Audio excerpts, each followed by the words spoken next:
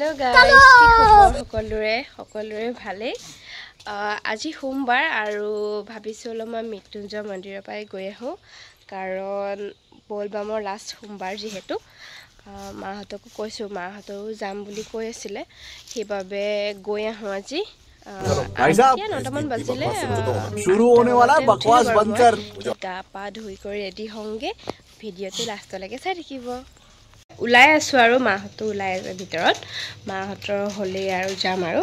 এতিয়া ফাইনালি আমাৰ গাড়ী পালেহি আৰু এতিয়া আমি যাম উলাই কৰি সবৰে হৈ গৈছে আৰু এই সব গাড়ী ৰখি আছে ৰাস্তাত গাড়ীটো আহি স্টাৰ্ট দেंगे ওৰা ওৰা কোনে যাবি গুৱাহাটী লাগাটো বেছি ভাই গৈছো গাইছ তাক বেছি বলে নি আছে কি গমে নাপায় এনে কৈছে কি কবা তুমি মই কোন কি কোন কথা দিয়া কি হৈ যায় কৈ দিয়া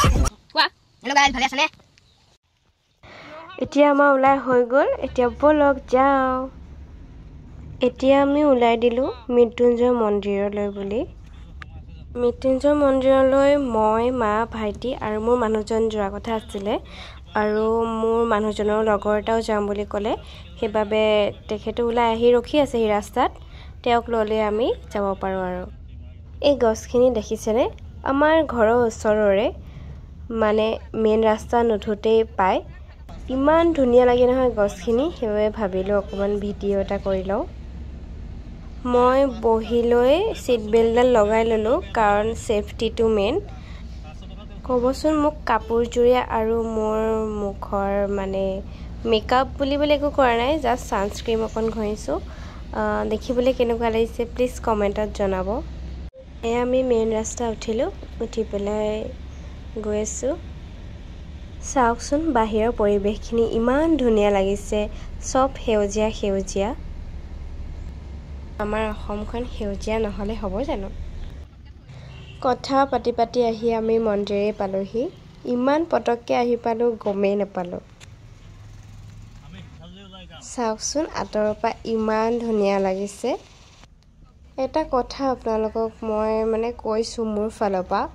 ভগৱানৰ ওচৰলৈ আহিলে মানে এটা এক্সট্ৰা এনাৰ্জি মানে মই ফিল কৰো আপোনালোকে ফিল কৰে নে নাই মই নাজানো কিন্তু মই এটা এনাৰ্জি ফিল কৰো ভগৱানৰ ওচৰলৈ আহি পূজা কৰি এয়া আমি ফলমূল কিনি চাকি জ্বলাবলৈ আহিছো মই ঘৰৰ পৰা লৈ আহিছিলে আৰু মই ইয়াতে কিনি লৈছো মই ঘৰৰ পৰা চাকি হলিতা আৰু মিঠাতেল ধূপ ধুনা বাকি সব লৈ আহিছিলে মই ইয়াতে থালি এখন কিনিলো 200ৰ তাতে ঘিউ চাকি দিয়া আছিল তাকে মই জ্বলাই আছো সব মানুহৰ পূজা কৰা মানে নিয়মবোৰ বেলেগ থাকে আমিতো সাধাৰণ এনেকেই কৰো তাতে চাকি টাকি জ্বলাই এতিয়া যিখিনি আমি ফলমূল কিনিছিলো সেইখিনি ভিতৰলৈ লৈ যাব লাগে লৈ গৈ তাতে উছৰ্গা কৰি আকৌ ৰিটাৰ্ণ ঘৰলৈ দি দিয়ে দেখিছেনে কাহে যে বাহ বানি থৈছে এয়া একচুয়ালি বলবামৰ কাৰণে দিছে এনে আগতে আমি আহিছিলো তেতিয়া এনেকে বাহ বানি নিদিয়ে কাৰণ বলবামত বহুত ভিৰ হয় ইয়াত লাইন লাগিব লাগে সেইবাবে এনেকে বাহখিনি দি দিছে এয়া আমি পালোহি এতিয়া মন্দিৰৰ ভিতৰলৈ যাম সেৱা কৰিম সোমবাৰ যেহেতু মোৰ ব্ৰত আছে আৰু ভিতৰখিনি মই দেখুৱাব নোৱাৰিম কাৰণ তাত ভিডিঅ' কৰিবলৈ নিদিয়ে বাহিৰখিনিয়ে দেখাব পাৰিম আমি সেৱা কৰি এতিয়া অলপমান বাহিৰত বহি লৈছো অলপমান ফটো ভিডিঅ' লম আমাৰ ছোৱালীবিলাকৰ ফটো ভিডিঅ' নললে হ'ব জানো মোৰ মানুহজনৰ লগৰজন মোৰ সাইডতে বহি আছে এইজন মহাপুৰুষ আৰু মোৰ মানুহজন এইজন আমি মন্দিৰলৈ আহিছো যেতিয়া ঘৰত মানে একো খাই আহা নাই সবৰে ভুক লাগিছে সেইবাবে ভাবিলো কিবা এটা খাবলৈ খুমাও তো এই কিজনলে চাওকচোন ভাবিয়ে পোৱা নাই মানে কি খাম কি নাখাম খাই বই হোৱা পিছত আমি ঘৰলৈ আগবাঢ়িলো আজি মোৰ কাৰণে দিনটো অলপমান বিশেষ আছিল যেহেতু মন্দিৰলৈ আহিছো এটো ভিডিঅ' সোমবাৰৰ হয় আৰু মই দেৰিকে দিছো ভিডিঅ'টো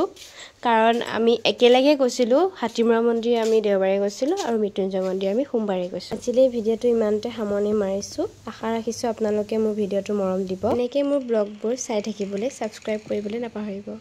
আজিলৈ আহিছো বাই